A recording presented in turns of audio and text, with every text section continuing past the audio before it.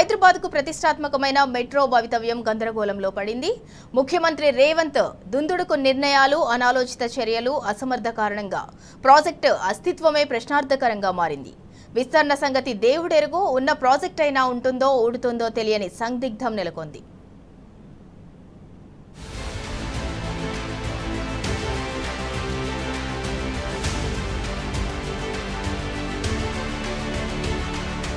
హైదరాబాద్ మొదటి దశ metro rail project take over కు బ్రేక్ పడింది.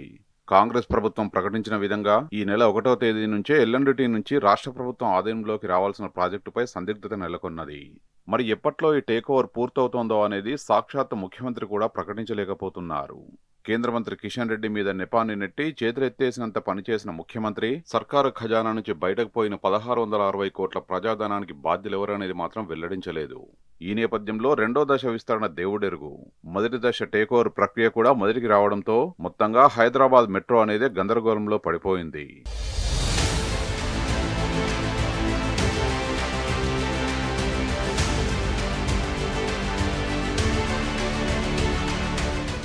గత 2.5 ఏళ్లుగా హైదరాబాద్ మెట్రో రైలు ప్రాజెక్టు రాజకీయ వివాదాలకు కేంద్ర బిందువుగా మారుతున్నది.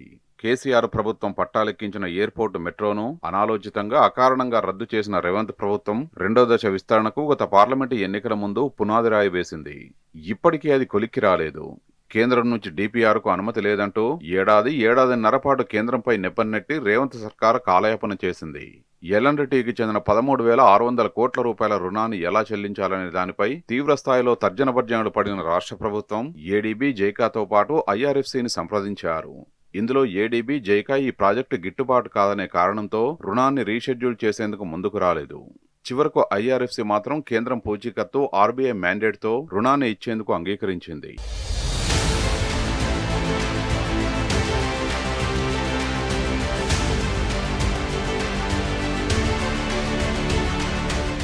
మెట్రో మొదటి దశ టేక్ ఓవర్లో కీలకమైనది ఐఆర్ఎఫ్సి రుణం.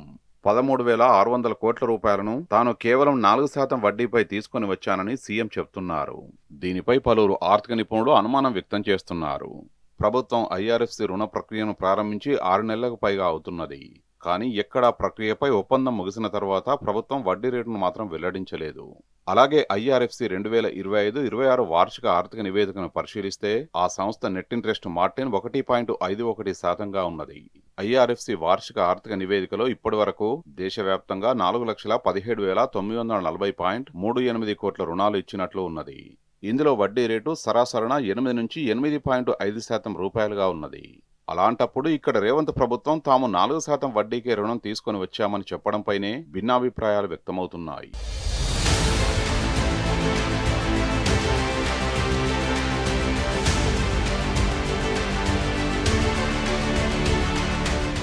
మెట్రో దశ రెండో విస్తరణకు అడుగుపడాలంటే మొదటి దశను ఎల్ఎండ్టీ నుంచి రాష్ట్ర ప్రభుత్వం స్వాధీనం చేసుకోవాల్సి ఉంటుంది. ఎల్ఎండ్టీకి ఉన్న 13,600 కోట్ల రూపాయల రుణాన్ని ప్రభుత్వం తీసుకోవడంతో పాటు నగదు ఇస్తానన్న 2,000 కోట్లను కూడా చెల్లించాలి. ఇందులో గతంలోని బకాయిలు ఇతరత్రా అన్నింటినీ కలిపితే 1,400 కోట్లు ప్రభుత్వం ఇవ్వాలని తేలింది. అందుకే సీఎం ఆదేశంతో అధికారులు ఆ ప్రక్రియను శరవేగంగా ముందుకు తీసుకుపోయారు. ఇందులో భాగంగా మే 25న 13,600 కోట్ల రూపాయల ఎల్ఎండ్టీ రుణాన్ని రాష్ట్ర ప్రభుత్వం పేరు మీదికి రీషెడ్యూల్ చేసేందుకు ఐఆర్ఎఫ్సితో రాష్ట్ర ప్రభుత్వం ఒప్పందం కుదుర్చుకున్నది. అయితే ఎల్ఎండ్టీ రుణాన్ని తన పేరు మీదికి మార్చడంతో పాటు మ్యాచింగ్ గ్రాంట్ గా 1,400 కోట్ల రూపాయలను కూడా చెల్లించారు. ఐఆర్ఎఫ్సి రుణాన్ని ఇప్పించడంలో కీలకమైన అసెట్ వాల్యూ ప్రక్రియ నిర్వహించినందుకు ట్రాన్సాక్షనల్ అడ్వైజరీ ఫీజు కింద ఐడీబీఐ బ్యాంకింగ్ కు 176 కోట్ల రూపాయలు చెల్లించారు. ఐఆర్ఎఫ్సి రుణ ప్రక్రియలో డాక్యుమెంట్లు, ప్రాసెసింగ్ ఫీజు కింద 84 కోట్లు చెల్లించారు. ఇలా సర్కారు ఖజానా నుంచి 1,660 కోట్లు వెళ్లాయి.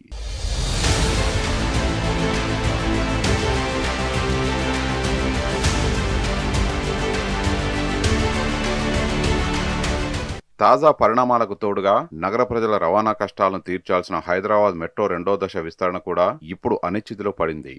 ఒకవైపు సర్కారు రూపొందించిన డిజైన్లలో లోపాలపై కేంద్రం కొర్రీలు పెడుతున్నది.